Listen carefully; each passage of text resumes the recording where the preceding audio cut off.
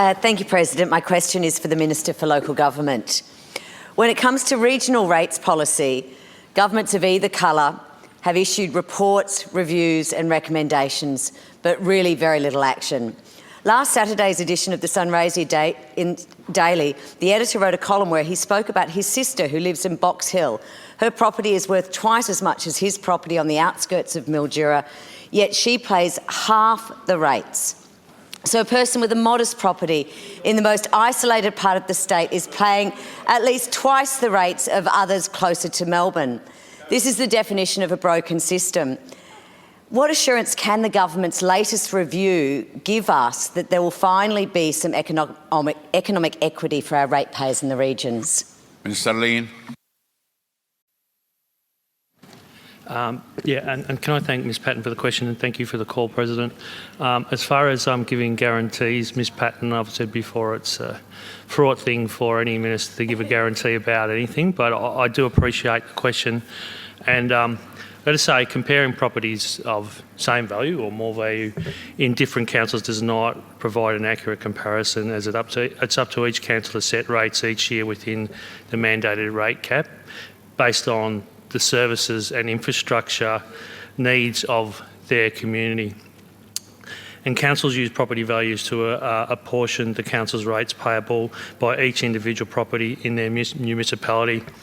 On the issue of rural councils and their sustainability, rural councils are very reliant on the federal financial assistance, and we have been lobbying for more money from that fund to go to rural councils, and I've had some really good interactions with the federal minister, Minister Coulton, who I've got to say is actually quite a pleasure to work with. He has rural council sustainability on his radar as well, and I think every other jurisdiction, every other state and territory actually has indicated this to the federal minister as well. This is something to be looked at hopefully in the new year. Rural council sustainability is an area that I'm very keen to do some work on in the new year. The Premier has asked me to actually do work on that, which is, I like the Premier, he's a good bloke, and I'm happy to, I'm happy to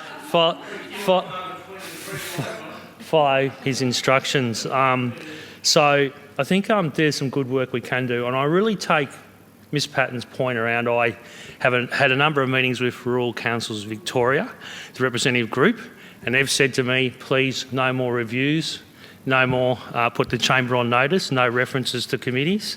They want something done about this issue. I've had a number of conversations with my colleagues, which include Ms Shing, Mr Jepp, the ministers that represent regional Victoria as well over the last few months, and I'm keen to fulfil the Premier's request that we do some real work on this, not a review.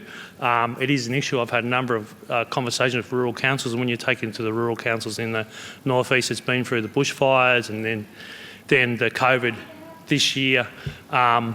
It's not an easy task for them. I've got to say, they do a great job. They do a great job, the rural councils, and our government's keen to work with them on their sustainability, and I'm sure we'll find ways to assist. Thank you, Ms Patten. On the supplementary. Thank you, President, and thank you, Minister. And it's encouraging to hear that you are lobbying the federal minister.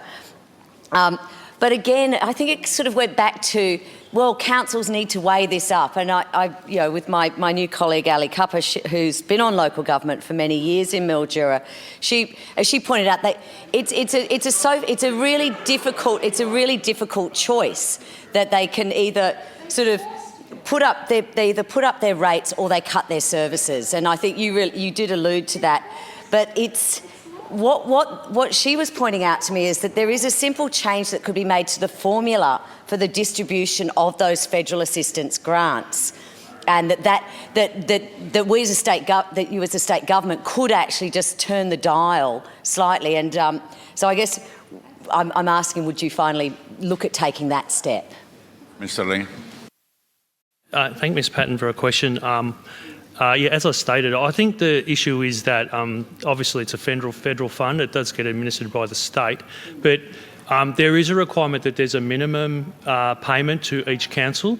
So you have councils like Melbourne City Council and Whitehorse, as you mentioned, that probably that amount of money they receive doesn't make a great difference to their budget, where if that amount of money went to, say, East Gippsland, Towong, Bull Oak, it would make a huge difference. So this is a conversation that I'm having with the Federal Minister. Of course, you know, they've got, like as I said, it's a federal fund.